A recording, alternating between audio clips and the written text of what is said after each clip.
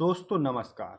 आज फिर मैं हाजिर हूँ एक और सच्ची घटना के साथ। दोस्तों, आज की जो सच्ची घटना है वो है महाराष्ट्र प्रांत की। महाराष्ट्र प्रांत के अंतर्गत एक इलाका पड़ता है, जिस इलाके में मोहन नाम का व्यक्ति, जिसकी एज करीब 50 से 55 साल होती है, वो एक बहुत ही रईस व्यक्ति होता है, जिसके 2 लड़के होते हैं और दोनों लड़कों का जो शादी विवाह होता है वो हो चुका होता है और दोनों अदर कंट्री में सेटल होते हैं। इसके पास पैसे की कोई कमी नहीं होती है और मोहन अपने यहाँ अपने उस इलाके में अकेला रह रहा होता है, क्योंकि इसकी पत्नी की एक बीमारी के चलते मौत हो चुकी होती है। ये अपने घर में काफ़ी अकेला पड़ जाता है और अकेला रहना शुरू कर देता है, लेकिन इसके पास पैसे की कोई कमी नहीं होती है और किसी भी प्रकार की इसके पास कोई कमी नहीं होती है। गाड़ियाँ होती हैं और ये जब भी घर से बाहर निकलता है तो मोटी मोटी चैन डालकर सोने की, और पैसे वैसे घड़ी वगैरह अच्छे हिसाब किताब से निकलता है, क्योंकि उसके पास पैसे की कोई कमी नहीं होती। उसे जो भी लड़की या औरत उसे देखती है तो उसकी तरफ अट्रैक्टिव हो जाती है, क्योंकि आजकल पैसे के माहौल में जिन लोगों के पास पैसा नहीं होता वो ज़रूरी किसी पैसे वाले को देखकर अट्रैक्टिव हो जाते हैं। वो व्यक्ति मोहन अपने घर से जब भी बाहर निकला करता था तो काफ़ी अट्रैक्टिव तरीके से निकला करता था, और उसकी तरफ जो भी लड़कियां या स्त्रियां देखा करती थीं तो वो उसको देखकर मोहित हो जाती थी। इधर ऐसे ही इस मोहन का चलता रहता है, तो मोहन एक दिन अपने घर से बाहर निकलता है तो उसके पड़ोस में ही रहने वाली एक लड़की, जिसका नाम सुमन होता है, वो उसको देखती है तो उसके देखकर हंसना शुरू कर देती है।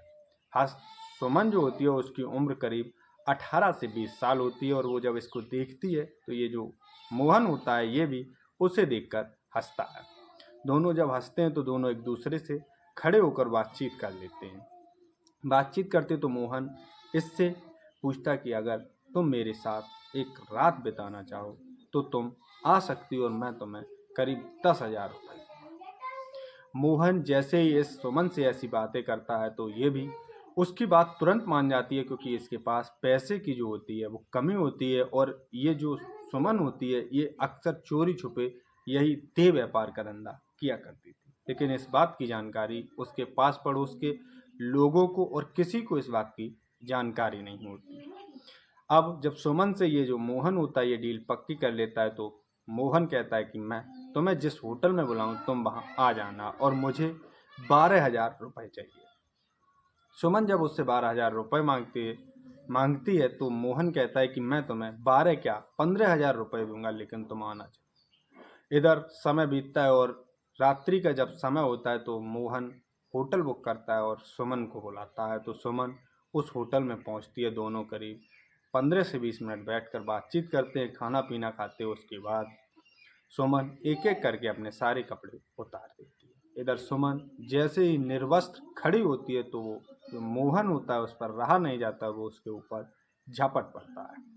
मोहन जब उसके ऊपर झपटता है तो वो भी अपने कपड़े उतार देता है, और जैसे ही वो अपने कपड़े उतारता है तो सुमन की नज़र उसके प्राइवेट पार्ट पर चली जाती है, और जैसे ही उसकी नज़र मोहन के प्राइवेट पार्ट पर जाती है तो वो देखकर चौंक जाती है, क्योंकि ज़िंदगी में उसने पहली बार किसी का प्राइवेट पार्ट इतना बड़ा देखा था।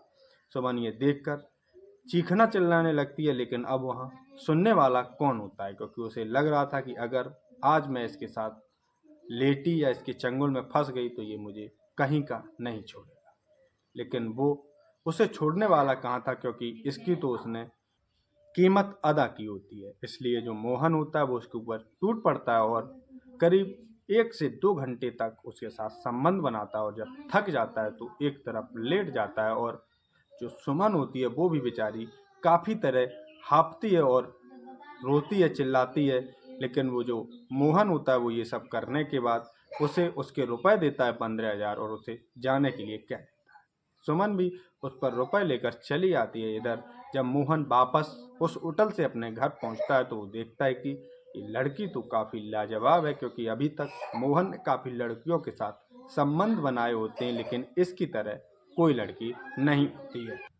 मोहन जब वापस अपने घर आ जाता है तो उसे इस सुमन का चस्का लग जाता है, क्योंकि मोहन ने अभी तक काफ़ी सारी महिलाओं और लड़कियों के साथ संबंध बनाए होते, लेकिन इसकी तरह उसे जो चस्का था इसकी तरह किसी का नहीं लगा था। इसलिए मोहन अब अक्सर उसके पास फ़ोन करता है और कहता है कि मैं तुम्हें इतने रुपए दूंगा, क्यों ना तुम आ जाओ। लेकिन इधर जो सुमन होती है वो जब उस दिन से उसके पास से अपने घर पहुंचती है तो करीब 2 दिन तक अपने बेड से नहीं उठती है, क्योंकि मोहन ने उसकी इस कदर हालत खराब कर रखी थी। जब सुमन अपने घर से ठीक ठाक होती है और फिर घूमना फिरना शुरू कर देती है तो फिर से करीब 1 हफ्ते बाद उस मोहन का सुमन के फ़ोन पर कॉल जाता है और कहता है कि तुम क्या फिर से मेरे पास आना चाहोगी? तुम जितना पैसा बताओगी मैं उतना पैसा देने के लिए तैयार हूँ।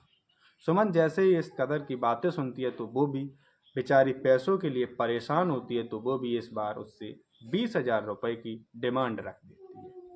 सुमन जैसे ही उससे 20,000 रुपये की डिमांड रखती है तो वो भी हाँ कर देता है और दोनों की तारीख तय हो जाती है और होटल तय हो जाता है। और जब रात्रि का समय होता है तो जो मोहन होता है उसे फिर से एक दूसरे होटल में बुलाता है और वो सुमन वहीं पहुंच जाती है और फिर से ये उसके साथ संबंध बनाता है और फिर से उसे पैसा देता है और ये जो सुमन होती है वापस अपने घर आती है और मोहन वापस अपने घर चला जाता है।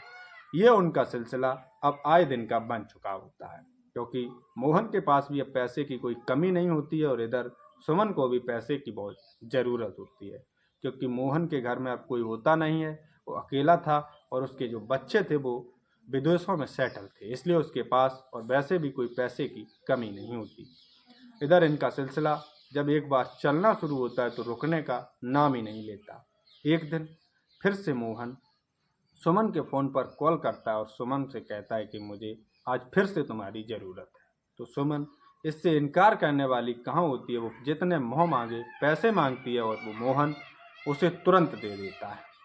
जैसे ही वो बताते तो इस बार सुमन कहती है कि इस बार तुम होटल बुक नहीं करोगे, इस बार मैं होटल बुक करूँगी, वहाँ तुम्हें आना पड़ेगा। जैसे ही मोहन से सुमन इस कदर की बातें करती है तो मोहन भी, क्योंकि इसके बार कई बार वो संबंध बना चुका होता है तो थोड़ा ऐसे उसके ऊपर विश्वास हो जाता है, इसलिए वो भी हाँ कर देता है और दोनों उस सुमन ने जहाँ होटल बुक किया था वहाँ पहुँच जाता है। इधर मोहन के पहुँचने से पहले सुमन उस होटल में पहुँच जाती है और वहाँ पर अपना फ़ोन एक इस कदर से सेट कर देती है जहाँ इन दोनों का म्यूट वीडियो बनना शुरू हो जाता है। लेकिन इस बात की जानकारी मोहन को कतई नहीं होती और मोहन जैसे ही उस होटल में पहुँचता है और इसके रूम में इंटर होता है तो उसका तो वही काम था, उसके साथ जाना और उसके साथ रंग रलियाँ मनाना। मोहन अपने काम में लग जाता है, लेकिन उसे इस बात की खबर नहीं होती है कि मेरा म्यूट वीडियो बनाया जा रहा है।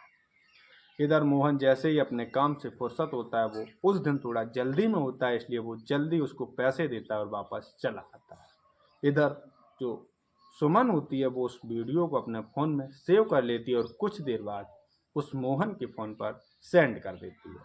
मोहन जैसे ही उस वीडियो को अपने को देखता है उसके पैरों तले ज़मीन खिसक जाती है, क्योंकि मोहन अपने यहाँ का एक इज्जतदार और जमींदार और काफ़ी बढ़िया किस्म का आदमी होता है, क्योंकि उसकी बेइज्जती उसे बर्दाश्त नहीं होती है। इसलिए वो अब घबरा जाता है कि आखिर ये म्यूट वीडियो मेरा सुमन ने बनाया तो क्यों बनाया। इस बारे में जो मोहन होता है वो सुमन से बात करता है फ़ोन से, तो वो कहती है कि मुझे 5 लाख रुपए की ज़रूरत है, अगर तुम मुझे भी 5 लाख रुपए नहीं दोगे तो मैं तुम्हारी ये वीडियो सोशल मीडिया पर डाल दूँगा। इससे जो मोहन होता है वो घबरा जाता है, क्योंकि उसकी उस मोहल्ले में उस एरिया में काफ़ी इज्जत होती है, इसलिए वो घबरा कर उस सुमन को 5 लाख रुपए देने के लिए हाँ कर देता है। और इधर सुमन की बताई हुई जगह पर मोहन 5 लाख रुपए पहुंचा देता है। सुमन 5 लाख रुपए लेकर रफू चक्कर हो जाती है और इधर मोहन लौट कर आता है तो सोचता है कि आखिर मेरे साथ तो ये हुआ ही है, ये पता नहीं कितने और लोगों के साथ ऐसा कर्म करेगी। इसलिए जो मोहन होता है, क्योंकि वो एक मौजूदा आदमी होता है, इसलिए उसे की जानकारी में उसके जानने पहचानने वाले पास के थाने के लोग उसे अच्छी तरह से जानते थे, क्योंकि एक वो पैसे वाला आदमी था। इसलिए वो एक दिन उसी पास के थाने में जाता है जहाँ उसकी जान परिचय होती है और वो अपना वीडियो उन पुलिस वालों को दिखाता है और कहता है कि ये लड़की हर जगह से ठगी करती है और बड़े बड़े लोगों को अपने जाल में फांसती है और ठग कर ले जाती है।